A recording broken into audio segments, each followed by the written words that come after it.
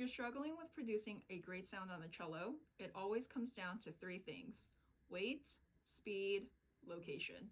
So weight, how much pressure you're using versus no pressure at all. Speed, how fast you're moving your bow versus a slower bow. And three, location, so where you are playing your bow, either close to the fingerboard or closer to the bridge. If you're able to balance and think about all three factors, you'll be able to produce a beautiful sound. So try that and follow me for more cello tips.